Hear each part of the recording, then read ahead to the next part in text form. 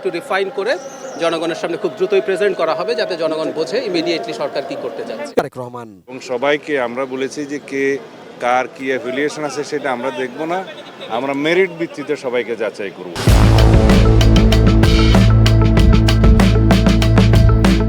Red সিগন্যালে খোদ প্রধানমন্ত্রী, VIP প্রোটোকলের মৃত্যু, 17ই আগস্ট কারা হারাচ্ছেন মন্ত্রিত্ব?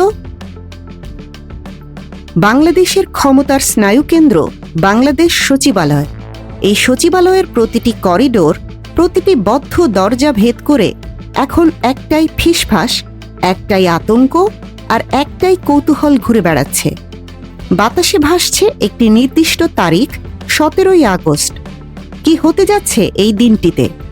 কেন এই একটি মাত্র তারিখের কথা শুনেই রাতের ঘুম হারাম হয়ে যাচ্ছে বাঘা বাঘা মন্ত্রীদের?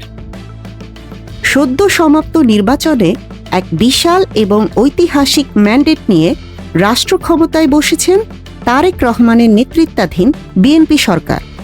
কিন্তু ক্ষমতার মসনদে বসার পর সাধারণত যে গা এলানো ভাব বা উৎসবের আমেজ দেখা যায়, এবারের চিত্রটি তার সম্পূর্ণ বিপরীত। প্রধানমন্ত্রী তারেক রহমান এমন এক অদৃশ্য চাবুক হাতে নিয়েছেন, যার আঘাতে তছনছ হয়ে যাচ্ছে গত 15 বছরের চেনা রাজনৈতিক সমীকরণ। খবর সেটা নয় যে নতুন সরকার ক্ষমতায় এসেছে। আসল খবর হলো সরকার প্রধান এবার তার নিজের ক্যাবিনেট বা মন্ত্রী পরিষদকে বসিয়েছেন এক চরম পরীক্ষার টেবিলে, যেখানে পাশ করলে মিলবে পুরস্কার আর ফেল করলে সরাসরি বিদায়। আজ আমরা ব্যবচ্ছেদ করব ক্ষমতার আড়ালে চলতে থাকা সেই রুদ্ধশ্বাস অপারেশন 17ই আগস্টের মেগা প্ল্যান এবং নতুন এক বাংলাদেশের জেগে ওঠার অলিখিত গল্প।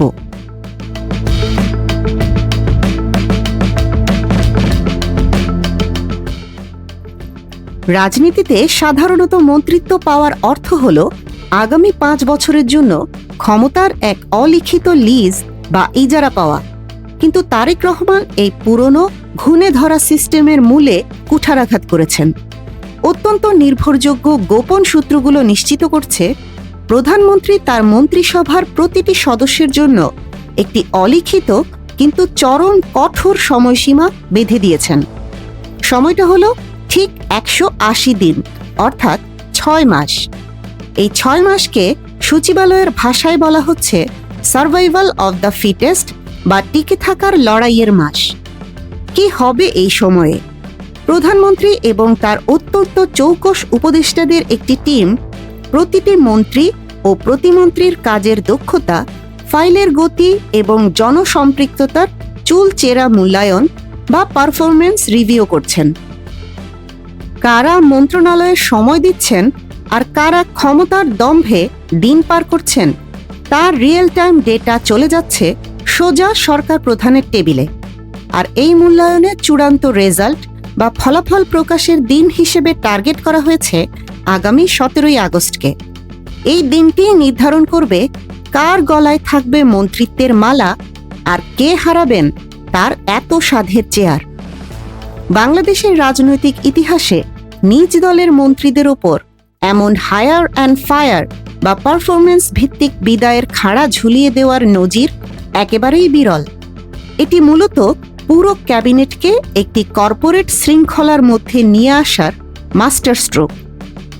মন্ত্রীদের ওপর পারফরমেন্সের খাড়া ঝুলিয়েই কি তিনি ক্ষান্ত হয়েছেন? না, তারেক রহমান এমন এক জায়গায় হাত দিয়েছেন যা গত 1.5 দশকে বাংলাদেশের মানুষের কাছে এক চরম বিরক্তির কারণ হয়ে দাঁড়িয়েছিল। আর তা হল ভিআইপি প্রোটোকল এবং ক্ষমতার অপব্যবহার।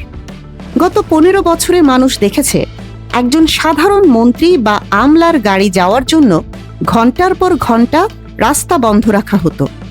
জনগণের টাকায় কেনা জ্বালানি পুড়িয়ে সরকারি গাড়ি ব্যবহার করে চলত তাদের পারিবারিক শপিং আর বিলাসবহুল জীবনযাপন। কিন্তু এই সমস্ত অহংকারের কফিনে শেষ পেরেক ঠুকে দিয়েছেন নতুন প্রধানমন্ত্রী। তিনি নিজের বিশাল গাড়িবহর ছাঁটাই করে অর্ধেকের নিচে নামিয়ে এনেছেন। শুধু তাই নয়, সকাল 9টায় ঘড়ির কাঁটা ধরে তিনি অফিসে ঢুকছেন।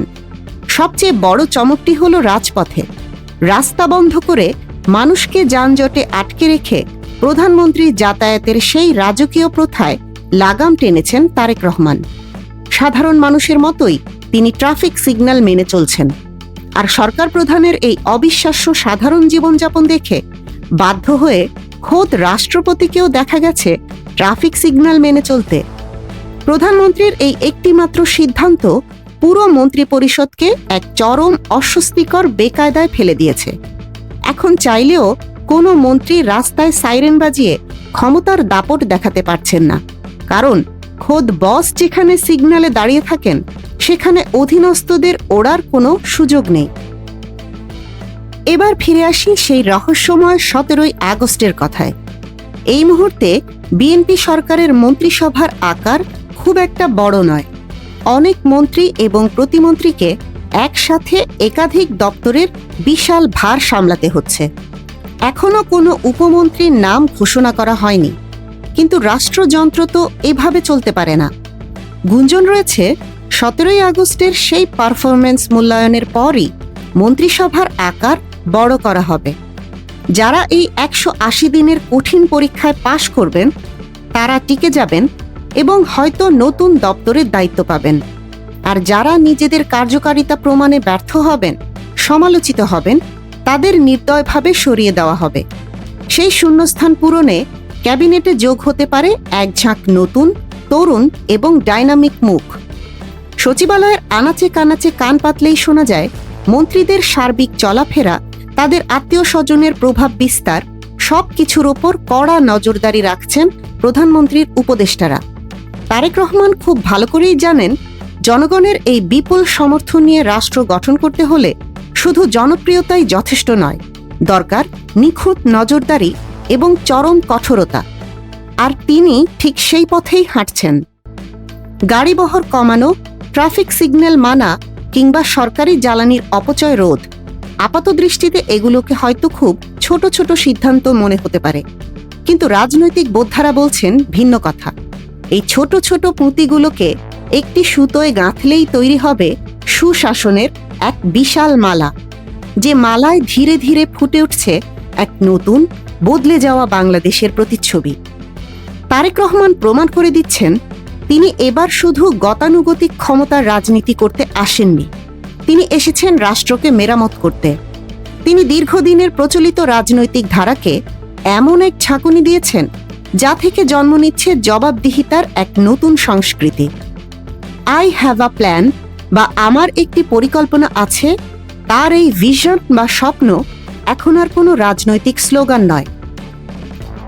এটি এখন সচিবালয়ের ফাইলে ফাইলে বাস্তবায়িত হওয়া এক দৃশ্যমান বাস্তবতা।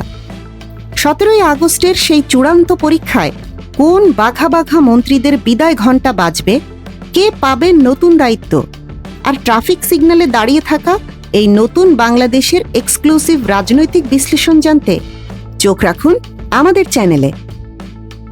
এতক্ষণ দেখছিলেন ইকো অফ বাংলাদেশ। প্রতিদিনের এমন নিউজ আপডেট পেতে সাবস্ক্রাইব করুন আমাদের চ্যানেল, সেই সাথে অন করে রাখুন বেল আইকন।